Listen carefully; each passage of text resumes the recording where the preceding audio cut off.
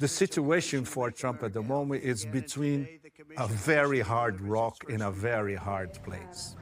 This war is unpopular in the U.S. if it happens. Over 70% of Americans don't want a war on Iran. They want solution for their economic problems.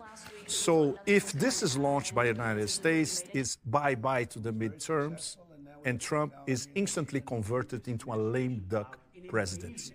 I'm sure among his, I would say, very mediocre inner circle, people are telling him that. This is the only thing that registers for him. So subcontracting the attack to Israel will be a way of, okay, we've got Israel's back. But it will backfire anyway, because the first counterattack by Iran will be directed against Israel, and it's not going to be like during the 12-day war. It's going to be totally devastating. Now, considering the US is gathering a whole armada around the Middle Eastern nation, how likely is this move going to help Washington to avoid being designated as an initiator of war, in your opinion? Well, for the whole global south, this means almost 90% of the planet. That's what it is. It may not be for the vassals in Europe and some of the vassals in West Asia, right? Middle East is the British denomination. So everybody knows that, and everybody knows this is unprovoked war because there is a negotiating track going on. They're going to meet this Thursday again. And Foreign Minister Arakshi, he has to explain this 24/7. Everybody in the region outside knows that Iran does not possess nuclear weapons and does not want to possess nuclear weapons. This comes from over 40 years ago, the first fatwa by Ayatollah Khomeini, reiterated by Ayatollah Khamenei.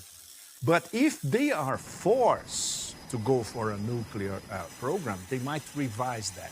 But this is all hypotheticals. Iran does not need a military nuclear program. They need a civilian nuclear program, which is being proceeding very, very well since the JCPOA, which was almost 11 years ago signed in Vienna. So we are in the middle of a gigantic fake news spread by a Zionist axis and by circles of power in the US that Iran wants nuclear weapons. This is beyond fake, and everybody who follows this dossier knows it. What do you think this conflict could have on the Middle East?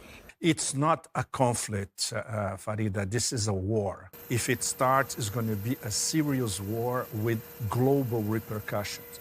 Very important, and our audience, I'm sure, is aware of it. Russia and China are helping Iran directly, indirectly, covertly, with military equipment, with all those flights coming from China and from Russia for the past few weeks. So this is a war, if it's launched, not only against Iran, but against 3 BRICS nations: Russia, China, and Iran. So this is a war of the United States and Israel against BRICS. And it will be seen all across the global south as a war against the global south.